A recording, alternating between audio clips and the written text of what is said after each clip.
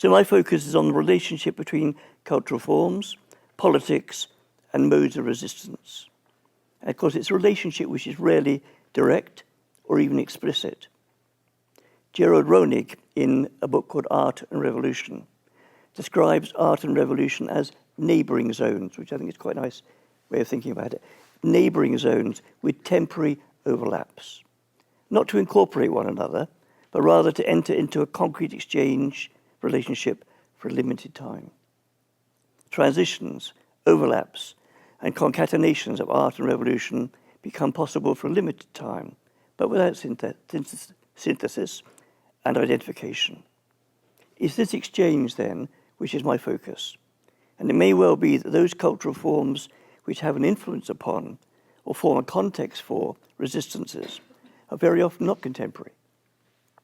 For instance, Abu el-Qasim Ishabi was a Tunisian poet, and he's been called the poet of the Arab Spring. So I looked him up. Yet his most cited and recited poem on the streets, The Will of Life, was written by a man who died in 1934.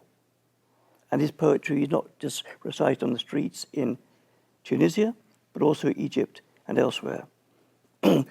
And the poem starts like this: if one day a people desire to live, then fate will answer their call. And then their night will begin to fade, and their chains to break and fall.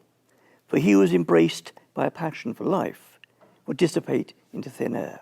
At least that is what all creation has told me, and what its hidden spirits declare.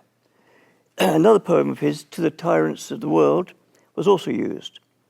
And in the Egyptian context, the poetry of Ahmed Fouad Negem, now 83 years old, and at one time spent 18 years in prison in Egypt. Some of his poems were chanted in Tahrir Square.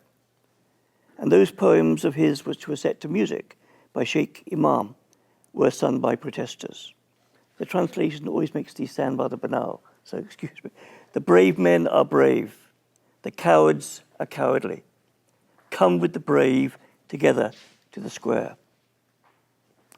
If there are not many substantial literary works published as yet about the Arab Spring, many well-known writers in Egypt, Syria, Tunisia, and Libya have written about and actively participated in the events.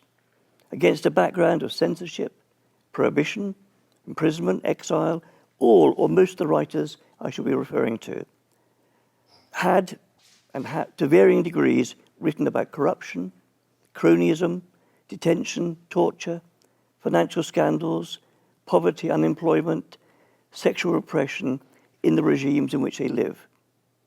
And these works became a context, if not a prediction, in which the protests were articulated. I pause to say, if not a prediction, because some canny or opportunistic publishers have been producing books, not this one, written, say, 2008, 2007, 2006, saying, the book that predicted the Arab Spring.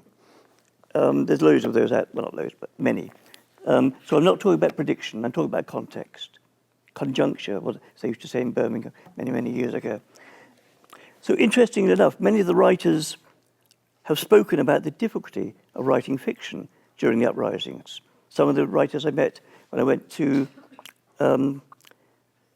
something called Free Word in London in March, writers from Syria and elsewhere, talked about the difficulty of writing during the uprisings, or of writing fiction, and of the need to participate actively in the uprisings by other means. The Syrian poet in exile, Hala Mohammed, said that the cry, the Syrian people will not be humiliated, is the most beautiful poem written this year.